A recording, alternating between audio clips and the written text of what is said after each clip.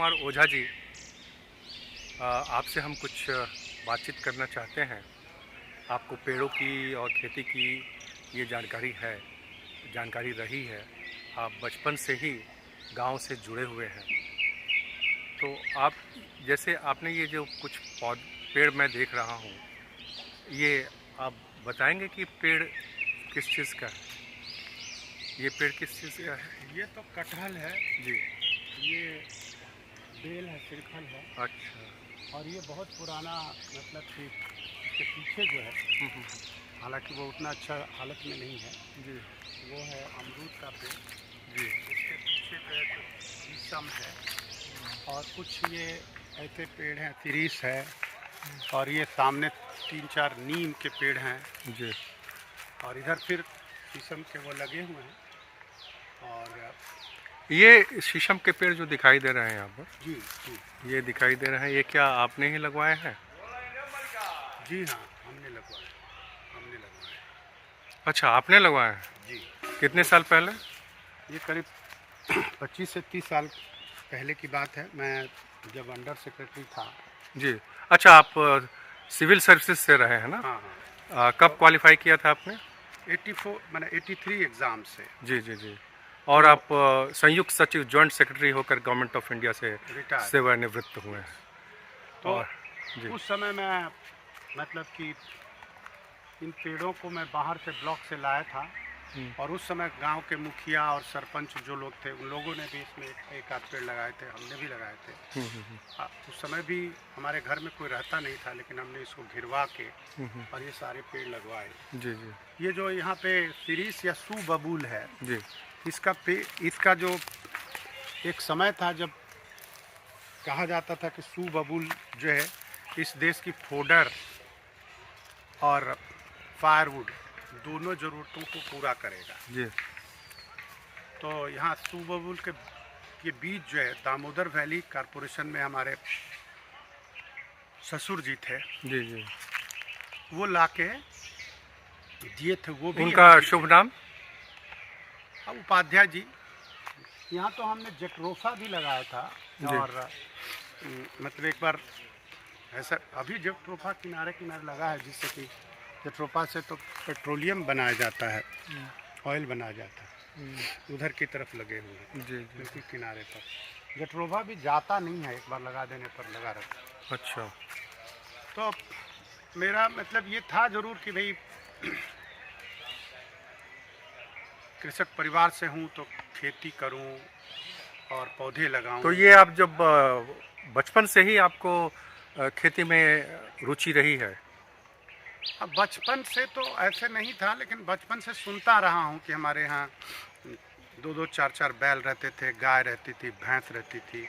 और ये भी जानता था कि, सुनता था कि हम लोगों को खेत है। हमारे चाचा जी बूढ़े हो गए तो उसके बाद खेती टूट गई। पिताजी हमारे स्टेशन मास्टर थे।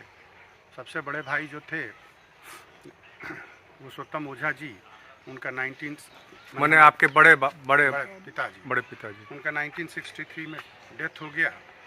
और फिर चाचा जी बूढ़े हो गए और पिताजी सरकारी सेवा से थे, तो उनको नहीं उतना इंटरेस्ट था। लेकिन गांव में तमाम लोग कहते थे कि आप एक अच्छे कृषक परिवार के हो, जहाँ 4-4 बैल रहते थे, ये रहता था, भैंस रहता, गाय रहती। वो शायद सुन सुन के मेरे को एक परिवारगत संस्कार आ गया था।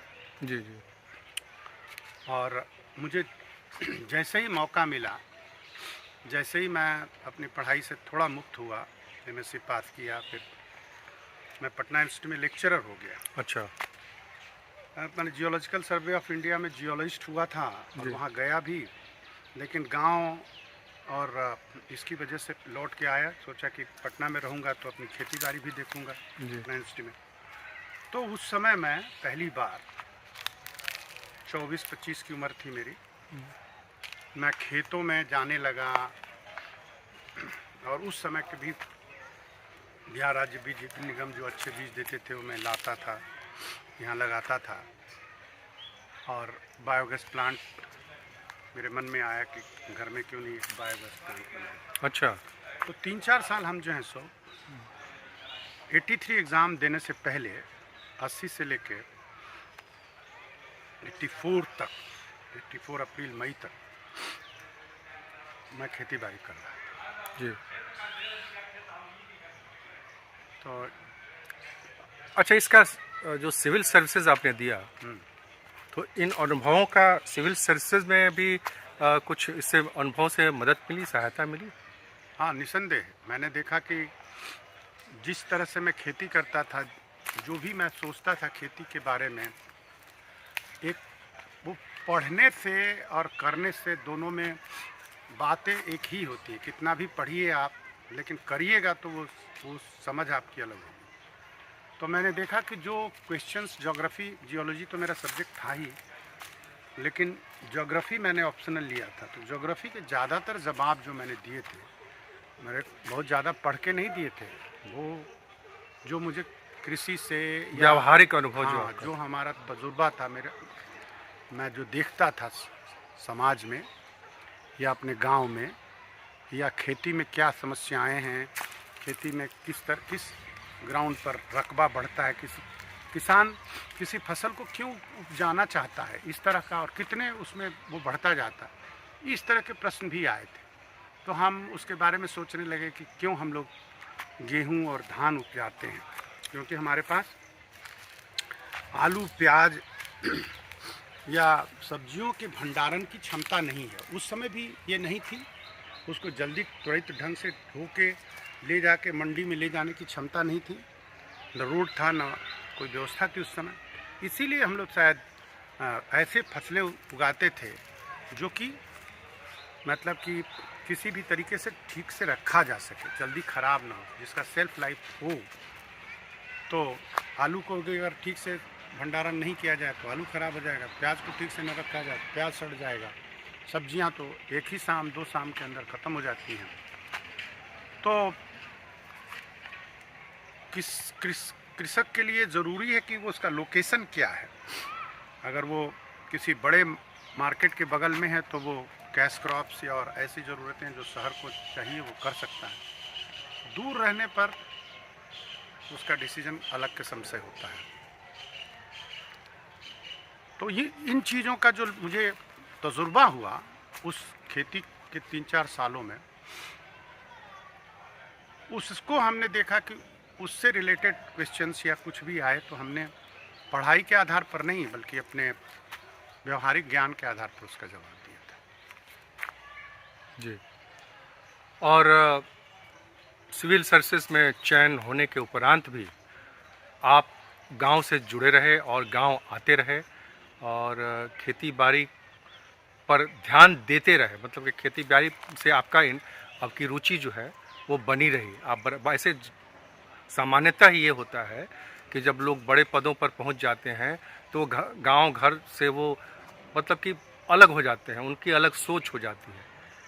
लेकिन ये देखने में आया है कि आप गांव से हमेशा जुड़े रहे हैं। आप जब उच्च पदों पर भी आसीन थे तब भी आप गांव से जुड़े रहे। हाँ, तो मैं जब सोचता हूँ कि मैं क्यों एग्ज़ाम दिया, मैं लेक्चरर था, पढ़ना इसलिए कंफर्टेबल जीवन था, कोई हर्ज तो नहीं था। तो मेरे को एक बात समझ में आती है कि हम जैसे गंवई से निकले हुए जो नौजवान हैं वो ये जानते हैं कि गांव की परेशानियां, उस समय की परेशानियां क्या थी। इंफ्रास्ट्रक्चर का बहुत बड़ा कमी था, बिजली नहीं थी, हॉस्पिटल नहीं था, तमाम सुविधाएं नहीं थी। तो वो जब मैं तो निकल गया, लेकिन मेरे गांव के लोगों को तो वो बाद तक वो परेशानियां झेलनी पड़ी। तो वो परेशानियां दूर हों, गांव को हम इन परेशानियों से मुक्त करने में हमारी भी एक गिलहरी की भूमिका रहे, वही हमारा प्रेरणा था इस एग्ज़ाम को देने का। मैं गांव की सेवा के लिए, अपने गांव की सेवा के लिए ही सिविल सर्विस में गया था। मेरे मन में कहीं कोई डाउट नहीं था कि मेरे पर्सनल कंफर्ट्स के लिए मैं नहीं गया था।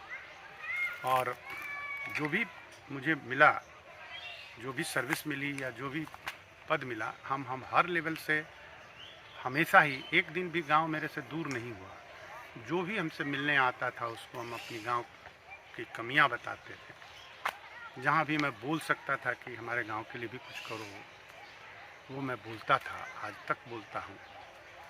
और जो मिल सकता था, आ सकता था, वो लाने की कोशिश की है। जैसे गांव में मुझे मालूम हुआ कि गांव में बैंक जो आया उसमें भी आपका सहयोग रहा है, हाँ, बैंक बिजली में भी, बिजली आई इस रोड उसमें में भी भी, आया, रोड सहयोग में भी, आपका रहा है, बिजली में भी। और सड़क भी यहाँ पर हाँ, पहुँची है उसमें भी आपका सहयोग रहा हाँ है। ज़रूर, मतलब कि पूरे गांव ने कोशिश किया था, मैं नहीं कहता हूँ कि नहीं किया। उस तत्कालीन मुखिया, जो भी यहाँ के पॉलिटिकल लोग थे, उन लोगों ने भी मदद किया।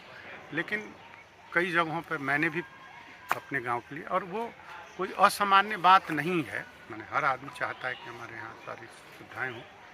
हम भी जहाँ जहाँ मौका मिला हमने भी जो मैं कर सकता था। तो अभी जो आप वो चैप्टर जो सरकारी सेवा में आप थे उससे आप निवृत्त हो चुके हैं, और इसके बाद भी आप गांव में एक किसान की तरह आ रहे हैं, और उसके साथ साथ आप नए नए प्रयोग भी कर रहे हैं जो अपारंपरिक खेती होती है उसकी तरफ भी आप ध्यान दे रहे हैं। और क्या आप इस तरह के कुछ वेबिनार वगैरह में भी भाग लेते रहे हैं जो जो कृषि से संबंधित हो? एक ग्रामीण होने के नाते मैं बहुत अच्छी तरह से समझ गया हूँ कि गांव के सभी बच्चों को बाहर नौकरी नहीं दी जा सकती, और ये अच्छा भी नहीं है, क्योंकि गांव में, हमारे गांव में काफ़ी ज़मीनें थी। 8000 बीघा हम लोगों को ज़मीनें थी, मैंने पूरे गांव को थी, उसमें हमें भी थी। अब इन ज़मीनों से प्रोडक्टिविटी बढ़ाना, इनसे इनकम बढ़ाना भी एक ज़रूरत है, जिससे कि जो लोग यहाँ हों उनका जो है भरण पोषण ठीक से हो सके। केवल गेहूं या धान पैदा करने से, उसमें एमएसपी पर बेच देने से भी कोई ऐसा लाभ नहीं होगा कि कोई अपने बच्चे को अच्छे स्कूल में पढ़ा ले, अच्छे तरीके से वो हो, क्योंकि हमारी भूमि बढ़ती जा रही है। छोटे छोटे लैंड होल्डिंग्स हो गए हैं, लोगों के परिवारों में काफ़ी लोग हैं, सबके बीच में भूमि बढ़ती है। तो कुल मिला जुला के ये है कि भाई कम भूमि में कैसे हम अच्छा खेती करें, उसके लिए हमको कोऑपरेट करना पड़ेगा, एक दूसरे को जुड़ना पड़ेगा। तो जब हम 2016 में मैं रिटायर हुआ, तो मेरे दिमाग में आया कि नहीं, हम अपने कृषक भाइयों का एक समूह बनाएं, जिससे जो इन्फॉर्मेशन मेरे को है उनको बताएं, और किस तरह से हम लोग जो है सब मिलकर कैसे हम प्रगति करेंगे। तो उसके लिए हमने टाइम गुजारा। यहाँ पे एक मेजर समस्या मैंने देखी कि सभी के खेतों में नीलगाय आती है।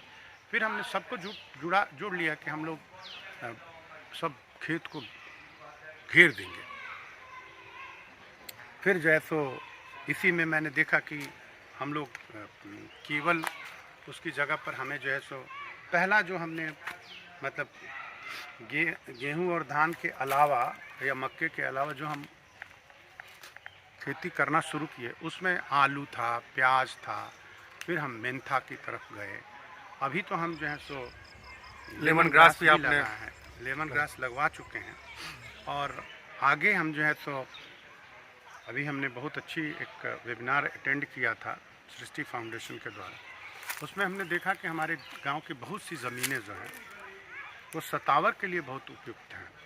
तो सतावर के बारे में भी मैं सोच रहा हूँ कि कैसे हम लगाएंगे, और जो भी इसमें ऐसी संस्थाएं हैं जो किसानों को मदद करती है, उसको हम अप्रोच करके सतावर के बारे में हमने प्लान कर लिया है कि हमारी किस ज़मीन में वो लगेगा और कौन लोग हमारे साथ होंगे। अब आगे उसमें कार्रवाई जो है सो मैंने 3 से 6 महीने में करूँगा। तो जो भी कोई भी काम कोई भी करता है तो वो दूसरे किसान भी उसको देखते हैं। अगर हम सफल होते हैं लेमन ग्रास में, अगर हम सफल होते हैं मेंथा में, अगर हम सफल होते हैं दूसरे फसलों में जिससे आय बढ़ती है, तो उसको दूसरे देखेंगे। तो हम कई बार लीड लेते हैं कि भाई अब जैसे लेमन ग्रास में मैंने लीड ले लिया, जो अभी बहुत कम किसान लगाए हैं, यहाँ एक आध लोग लगाए हैं, लेकिन हमारे खेत में भी मैंने फर्स्ट लॉट में ही लगाया है। और मैं ही कहा करता था कि भाई लेमन ग्रास करना चाहिए हम लोगों को, लेमन ग्रास। बहुत अच्छी बात है। आप सबसे बड़ी बात तो मैं ये देखता हूँ कि आप एक ब्यूरोक्रेट होकर के दिल्ली जैसे शहर में रहते हैं, सब सुख सुविधाओं से संपन्न वो शहर है, देश की राजधानी है, उसके बावजूद आप गांव आते रहते हैं, गांव से जुड़े रहते हैं, ड्राइव करके भी चले आते हैं। ऐसे ऐसे उदाहरण बहुत कम मिलते हैं। और उसके बाद आप इस उम्र में भी खेती कराते हैं, और खेती कराने में ये भी देखते हैं कि हम कैसे इसमें उत्पादन हो, कैसे सब लोगों को इसमें लाभ मिले, फ़ायदा सबको पहुँचे।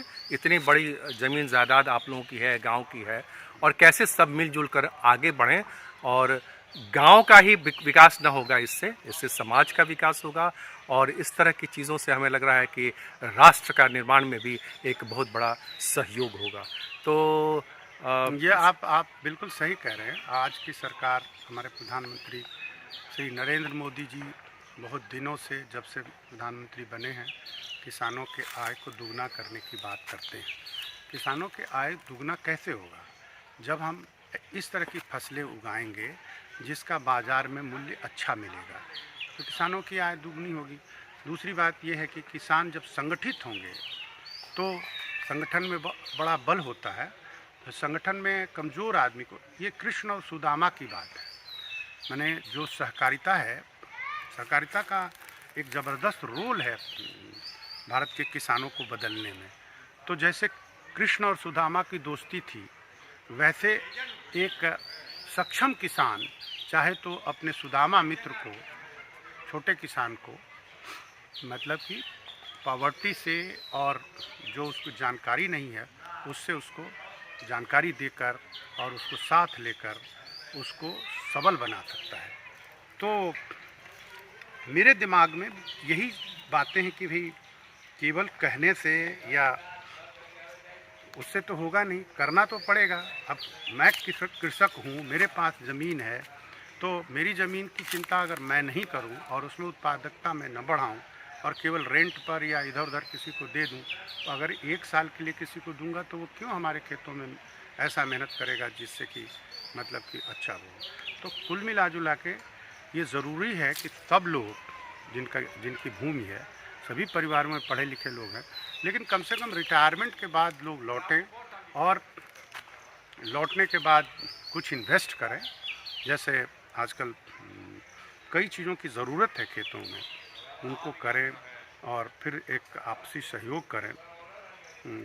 तो खेती का, या हमारे गांव में खेती का भविष्य बिल्कुल बदल सकता है।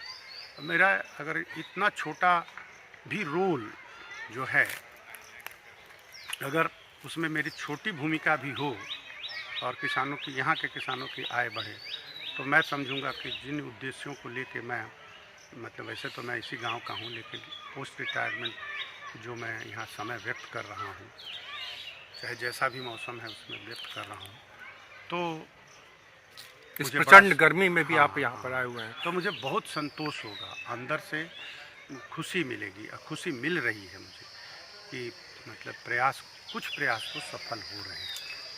और ये भी है कि अब पहले से ज़्यादा गांव में भी सुविधाएं हो गई हैं, जिसके चलते जैसे शहर में मैंने पहले क्या होता था कि गांव से शहर से गांव आदमी आता था, बहुत सारी चीज़ों को मिस करता था, लेकिन अब सड़कें, कनेक्टिविटी हो गई, बिजली पहुंच गया, पानी, अब देख रहे हैं कि लोग सब बोरिंग लगाए हुए हैं। इसमें आप और ये समझिए कि इसमें मुझे ये कहना है कि नेट की सुविधा है। नीतीश जी की सरकार ने बिहार में काफ़ी कई मामलों में आमूलचूल परिवर्तन किया है, क्योंकि मैं हमेशा से आता रहा हूँ, देखता रहा हूँ।